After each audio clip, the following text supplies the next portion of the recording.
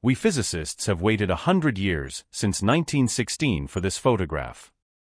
It is a region black holes might just be one of the most fascinating and mysterious phenomena in the universe. They are massive beasts in terms of power, but at the same time virtually invisible to us, and a black hole weighing perhaps 2 to 4 million times the mass of the Sun. But because of the research that was put into them over the last couple of decades, we've gone from knowing absolutely nothing about them to getting to learn more and more up close and personal. And while things have just gotten crazier, Michio Kaku just announced that we've finally gotten a look at what's inside a black hole, and this new information brings light to the details the world of science might have missed all along. Join us as we dig deeper into black holes and unveil what's inside space's big bad. Before we get into the details of what Michio Kaku found, we have to talk about the firsts. Even though most of us have some idea what black holes are, there are still some gaps in the right information. You see, in 1916 Albert Einstein published his theory of general relativity, which predicted the existence of black holes. At that time, the concept of black holes was purely theoretical. It took another 50 years for the scientific community to find evidence that black holes actually exist. This happened in the 1960s. They were studying the Cygnus constellation when they noticed an oddly bright blue star that was emitting X-rays. This star wasn't a stagnant object, but was going around a giant black something. Upon further investigation, it was found that the X-rays weren't just moving around on their own, but they were being sucked into the black thing they were orbiting, thus the name black hole. This discovery was significant because it provided proof that black holes actually exist and that were just a figment of Albert Einstein's wild imagination. While that was great, it also meant that there was this unreal entity in space that we urgently needed to know more about. So researchers all around the world got to work. This black hole was named Cygnus X1, and it is located in the constellation Cygnus about 6,000 light-years from Earth. And it was no small discovery. It's about 14 times brighter than the Sun and incredibly dense, which causes it to have a strong gravitational pull. The gravitational pull is so strong that not even light can escape it. This is why it is called a black hole. The concept of a black hole is both fascinating and terrifying. It is a region of space where gravity is so strong that nothing, not even light, can escape. Anything that gets too close to a black hole will be pulled into it, never to be seen again. But that aspect of danger makes it even more necessary to learn everything there is to know about them. Was this it, or were we just beginning? The answer ended up being the latter. After the discovery of Cygnus X1, scientists started to search for other black holes. They found that there may be close to over 100 million black holes in the Milky Way alone, but because they are so incredibly hard to detect, we still don't have an exact number. Nevertheless, from the looks of it, there are several million black holes in the Milky Way in our very galaxy, which is what makes them even more important to study. So let's break it down. The main concern with black holes is always going to be gravity. Their gravitational pull is so intense that anything that enters it compresses down astronomically until it becomes a singularity. In simpler terms, black holes are like cosmic vacuum cleaners that suck everything in. One of the scariest parts about the research that's gone into black holes is the fact that if someone were to fall into one, they would get stretched to the point that they become a single line. This process would happen slowly, and the person would die before the final form actually sets in.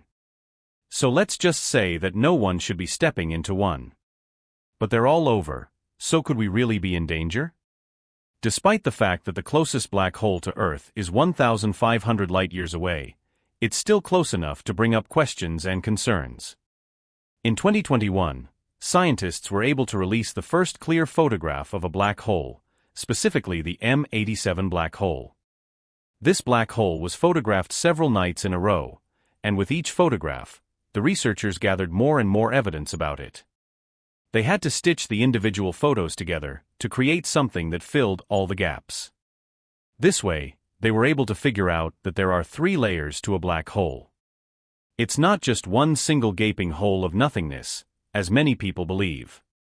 Things are a lot more complicated than that. To even get to the nothingness part of a black hole, you have to make it through the first 2 layers. The first layer is called the event horizon, which while in the first layer, it's the point of no return. Once you pass the event horizon, there's no turning back, and you will be sucked into the black hole. It only gets worse from there on out. The second layer is the photon sphere, which is the region where light orbits the black hole. Any light that enters this region will be trapped and will not be able to escape the black hole's gravitational pull. Finally, we come to the third layer, which is the singularity. This is where everything that enters the black hole gets compressed down astronomically until it becomes a singularity. The singularity is a point in space-time where the laws of physics as we know them break down, and we just can't predict what happens next. At the singularity, the density is infinite, and the laws of physics as we know them cease to exist. Now what makes all of this infinitely worse is the fact that every single black hole you study will be entirely different from the last.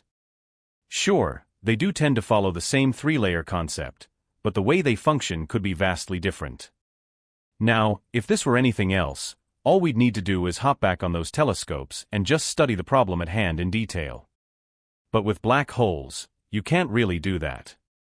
Scientists can only study black holes indirectly by observing the radiation they emit and the gas and dust that surrounds them.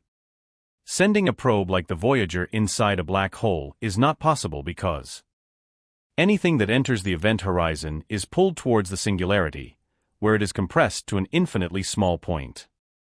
So you can't exactly waste billions of dollars just to get a glimpse every time, because the second the probe gets close enough, it'll just crush into nothingness. Because of that glaring problem, scientists are left with no option but to study these objects in a two-dimensional way, even though they are three-dimensional phenomena in reality. To make matters even more challenging, there are also the two problems of every black hole being unique and the laws of physics as we know them breaking down when we try to explore the inside. This means that the traditional methods of scientific inquiry don't really apply to the study of black holes. That doesn't mean that the researchers haven't been busy. There are lots of different theories and explanations of black holes, and well, with each one, things get more and more interesting. One of the most compelling theories about the formation of black holes is that they are created from collapsed stars. When a star exhausts all of its fuel, it can no longer produce enough energy to counteract the force of gravity that is constantly pulling inward. As a result, the star begins to collapse in on itself, becoming smaller and denser as it does so. If the star is massive enough, this process can continue until it becomes a singularity. To understand the nature of black holes in depth, NASA scientists turned their attention to the core of the galaxy M87. Astronomers observed a super-powerful whirlpool of super-hot hydrogen gas that was spinning at an astonishing rate of 1.2 million miles per hour. The sheer force of this spinning disk of gas should have caused it to violently fly apart in all directions, but it didn't. Scientists deduced that there had to be a colossal mass concentrated at the center of the galaxy to prevent this from happening.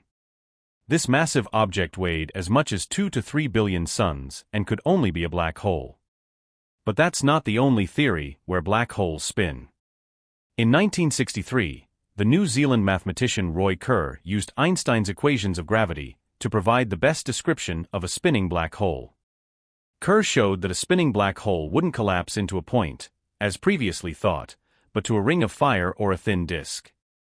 The disk would be spinning so rapidly that centrifugal forces would keep it from collapsing. This spinning disk of matter is called the ergosphere, and it is the region surrounding the black hole where the laws of physics start to break down. But the most intriguing feature of Kerr's solution was that it predicted the existence of an Einstein-Rosen bridge, also known as a wormhole. This is a theoretical passage through space-time that connects two separate regions of the universe or even two parallel universes. The idea is that if one were to fall into a black hole, instead of being crushed to oblivion, one would be sucked down a tunnel through the ring of fire and shot out a white hole in a parallel universe. To understand how this works, we need to look at the concept of space-time. In Einstein's theory, space and time are not separate entities, but are interconnected, forming a four-dimensional fabric called space-time. Objects with mass warp this fabric, creating a gravitational field that causes other objects to move towards them. Now imagine a sheet of paper representing space-time. If you place 2 points on the paper and draw a line between them, this is a representation of how objects move through space-time. But what if you could fold the paper in half and create a shortcut between the 2 points? This is the basic idea behind a wormhole. It is a shortcut through space-time that allows objects to travel faster than the speed of light, bypassing the traditional constraints of space and time. But there are lots of obstacles in the way. The concept of a wormhole is purely theoretical and has never been observed in nature. And even if they do exist, they would likely be incredibly unstable and would collapse before anything could pass through them. So a sci-fi space travel concept is not on the table just yet. Now the thing about black holes is that they can hold as much information as they are fed. Let's just say you throw your phone inside a black hole.